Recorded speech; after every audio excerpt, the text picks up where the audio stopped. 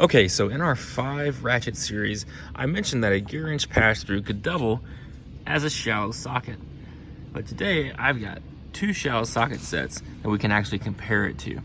We'll start off, this is just a regular gear wrench, 90-tooth, low profile head with a standard 1/2-inch socket. This is a gear wrench pass-through with a 1/2-inch socket as well. Now what makes these two different than a regular pass-through is the actual shape of the socket. The socket can be grabbed by a traditional 1/4-inch drive, or I think these are both like around 11 millimeters. Now what's interesting about this set is that this is a powertorque from O'Reilly's, and this set with sockets is about $40. If you want to get a snap-on low profile set, be prepared to pay a lot more than that. However, there are a few differences between the sets I'd like to point out. So if you're just starting out, something like this is great for low profile. The one thing about it that may get in your way is how big the handle is, and then the curve as well.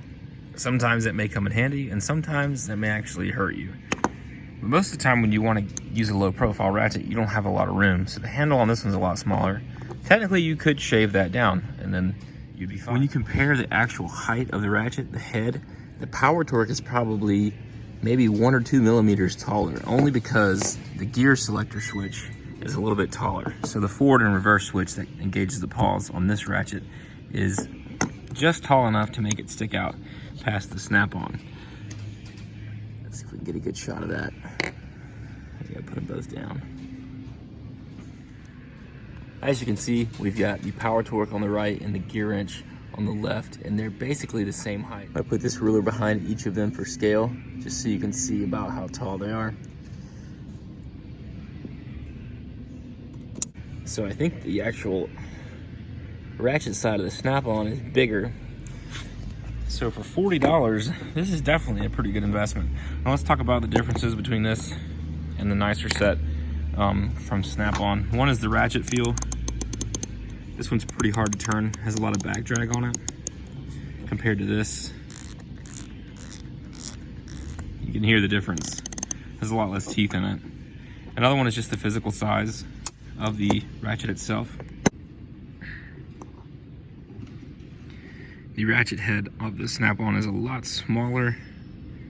Not terribly, but it is a little bit smaller than the powertorque.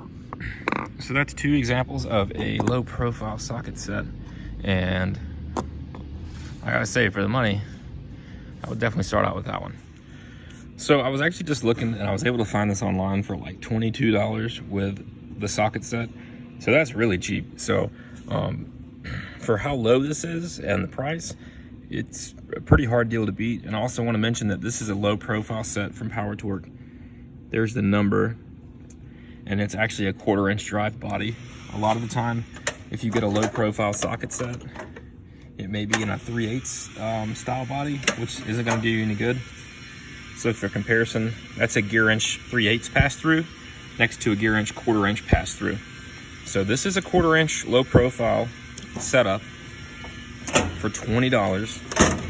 The gear wrench set is a lot more expensive. It comes in around $60, and then the Snap-on set off the truck, he may give you a deal, but it's going to be around $250. So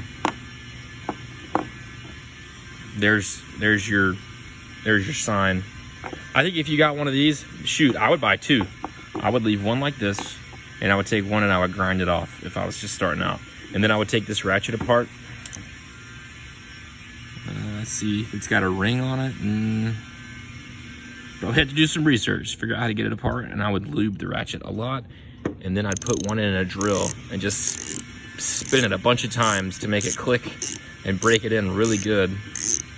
Because this one's about 6 months old, and it's getting some use from its owner. So it's relatively broken in, but that ratchet is just so hard to turn. I wonder when you actually need it, if that's gonna bother you. But there you go. For the money, if you're starting out as an A&P and you want a low profile socket set, go with the powertorque.